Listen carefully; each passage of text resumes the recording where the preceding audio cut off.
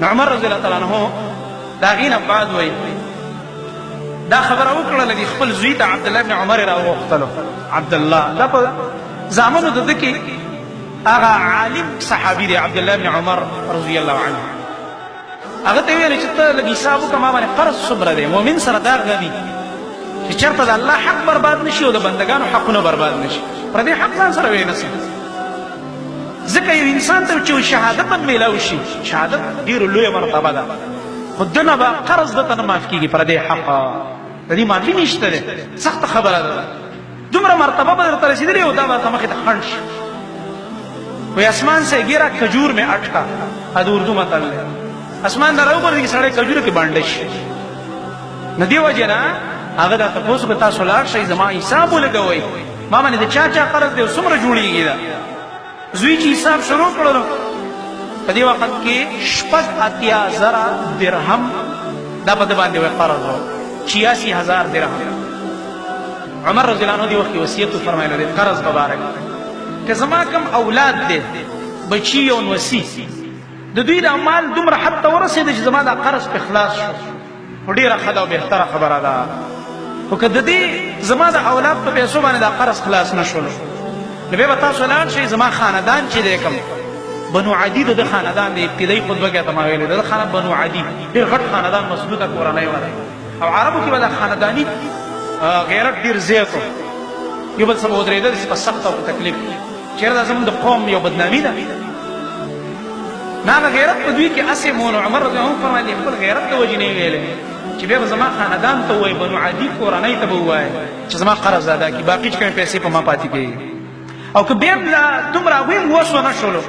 او دا پیسې پوره نه شولې نو بیا به قریشو ته وایي خو قریشو نه غیر به بل چاته نه وایي قریشو بیا ډېره غټه قبیله وه او د دغه قرض بیا ډېر زر الله رب العالمین پوره کړل او ختم شول ځکه داسې مؤمنان بندګان الله د هغوی ناشنا ناشنا طریقو باندې مددونه کوي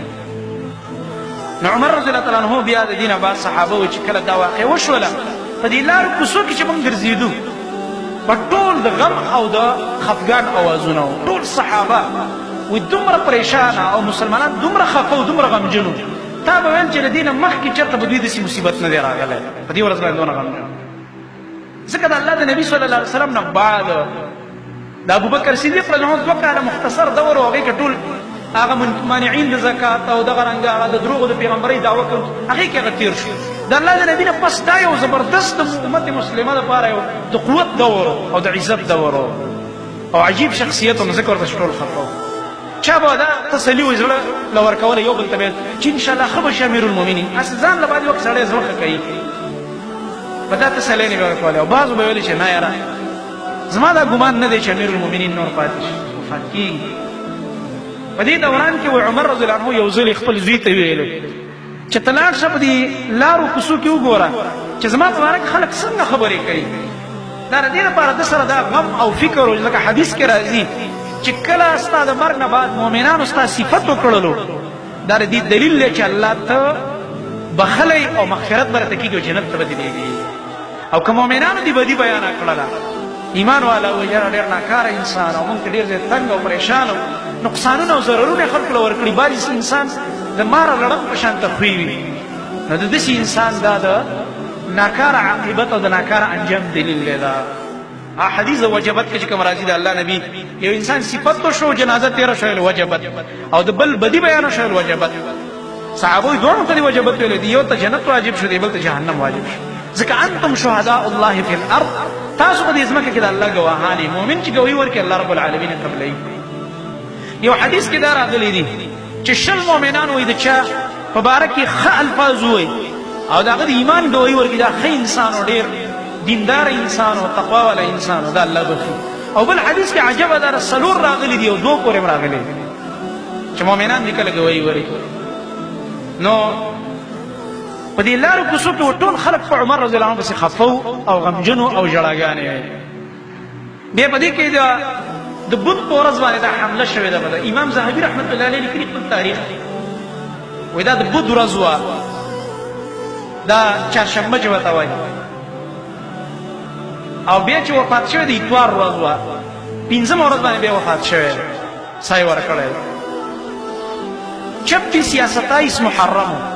لکه دا اوس دا نن تاریخ چې کوم دی دا ورځ نن یا سبا دا ورځ وه په دې کې دا ووالی شو او په 1 محرم باندې نه 26 27 ذوالحجه وه اوس ذوالحجه لګیا دی ختمېږي او په 1 محرم د محرم پیله ورځ باندې سا ورکړله. دغه دوران کې عمر رضی الله عنه ته وګوره ناشنا انسان عجیب چې دومره په سخت تکلیف کې پروت دی. یو ځوان یې تپوس له راغی نوجوان د ده بیمار کرسي کوله و چې کله راغی کېناسته ده ته دعا وکړله و چې څنګه روان شو ده چې ورته وکتل د هغه پنسې ښکته وې پنسې په دې خپو کې راښکلې دا ګیټۍ پټې شوې او د نارینهو لپاره دا حکم دی چې دا به خپلې ګیټۍ ښکاره کوي زنانو لپاره دا حکم دی چې ګیټۍ به پټوي.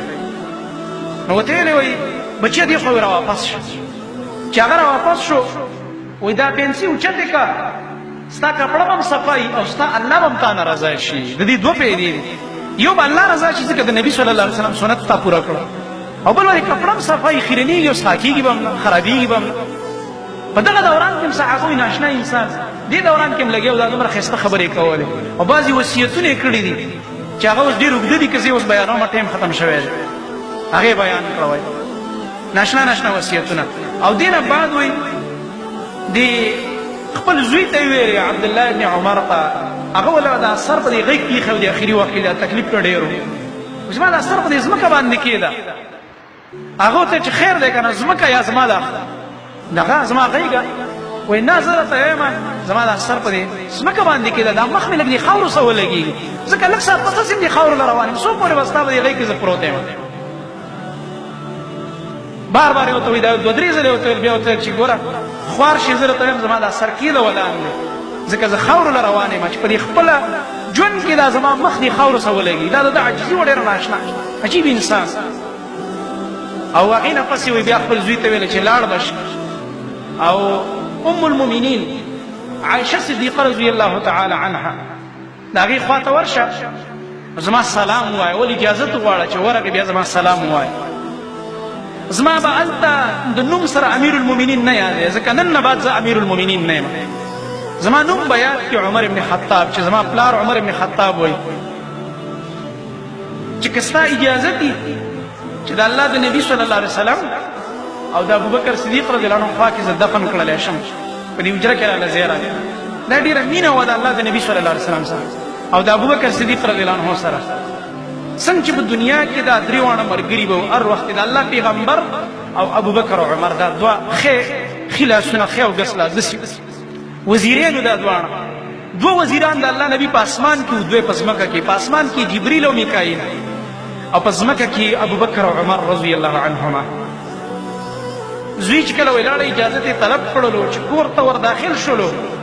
عایشه رضی الله تعالی عنها د مؤمنانو مور هغه جړلې په کور کې په دې واقعې باندې د عمر رضی الله عنه په دې سختۍ او تکلیف د وجې نه یې ژړا کوله. نو په دې کې ورته ده ویلې چې زه خپل پلار را لېږلی یم او هغه ستا نه دا اجازت غواړي دا ستا چې کومه حجره ده په دې کې رسول الله صلی الله علیه وسلم دفن دی او دغه رنګه ابوبکر صدیق رضی الله عنه دفن دی. زما والد صاحب وایي چې ما ته مې اجازت وکړه زه ورسره خوا ته دفن شم زما دا قبر د خپلو ملګرو خوا ته د نبي او د ملګري خوا ته مې جوړ شي. عایشه رضی الله تعالی عنها وایي ورته وفرمایل چې دا ځای خو ما د ځان دپاره مقرر کړی و یو مې خاوندو د الله نبي صلی الله علیه وسلم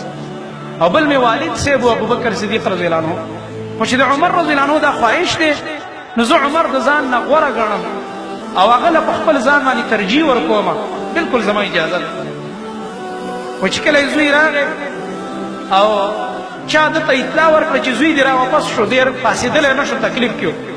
نو ملګري چې کوم خوا ته هغوی ته ما ته د املا ته لاس واچوی او دې سټ ته لږ اوچت هغوی را اوچت کړلو دا د ډېر احترام د وجې نه چې د ام المؤمنین د خوا نه راغی چې څه اطلاع به یې راوړي دومره په آخري وخت کې چې د خوځېدو نه دی په سخت تکلیف کې لږ وخت پس پې ستا وزي لګیا دی او دومره د ام المؤمنین عایشه رضی الله عنها احترام یې کړی دی. وایي څخه اطلاع دې راله راوړله وایي پلاره خوشحاله شه بس هغې اجازت وکړل نو په دې باندې ویل الحمدلله ویله او دا الفاظ یې ویلې چې د دې نه غټه د خیر او د خوشحالۍ خبره زما دپاره بله نشته چې زه د خپل نبي صلی الله علیه وسلم خوا ته او د خپل ملګري ابو بکر صدیق رضی الله عنه خواته دفن شم دا زما لپاره ډیره د خوشحالۍ خبره ده ما دنیا کې د دې نه غټه خوشحالي بله نه ده لیدلې بیا د هغې نه بعد وایي دی ورته وفرمایل چې بچیه داسې کار به وکړي چې کله زما نه ساه وختله کیدای شي زنانه ده زموږ د امت مور ده او ډېره حیا پکې ده د پیغمبر بیبیانو کې ډېره حیا وه زما د حیا د وجې نه کیدای شي اجازت کړی چې کله زه وفات شم او زما جنازه تاسو اوچته کړله یو ځل به بیا اجازت ترې غواړئ که اجازت یې وکړلو ما به هلته دفن کړو که اجازت یې ونه کړلو بیا به مې د مؤمنان مقبرې ته یوسئ بقي کې به مې بیا دفن کوي چې کله د عمر رضی الله عنه جنازه وشوله جنازه کې صهیب رضی الله عنه وکړله د صهیب رضی الله عنه دا هم په زړو صحابو کې د مکه کې ایمان راوړل او د ده ورسره ډېره مینه وه ځکه د ده قرآن کې صفت راغلی د دې صحابي د خپل مال ټول قرباني کړی د الله لپاره مشرکانو د مکې له ورکوي دا زما ټول هر څه ستاسو جیداد او مال دا والی ما پرېږدئ چې خپل نبي خواله لاړ شم هجرت وکړم مدینې ته لاړ شم قرآن کې الله رب العالمین د باره کې ایتونه رالیږلي چې د الله پر رضا باندې خپل مال قرباني کړی دی دنیا کې قرباني کړی دی دا ورته ډېر ګران و دا صحابي د ده پې بیا جنازه وکړله او د شپږو کسانو یو شورا یې جوړه کړله چې کله ورته پته ولګېده چې نور د پاتې کېدو نه یم شپږ صحابه دا شپږ واړه عشره مبشره کې داخل دي او دا شپږ واړه بدري صحابه دي د بدر په جنګ کې شرکت کړی یعنې اعلی مرتبه والا صحابه دي دا هغې نومونه یې ذکر کړه یو عثمان یو علي رضی الله عنهما او دغرنګه عبدالرحمن بن عوف رضی الله عنه او سعد بن ابي وقاص رضی الله تعالی عنه او ورپسې بیا زبیر رضی الله عنه او طلحه رضی الله تعالی عنه دا شپږ صحابه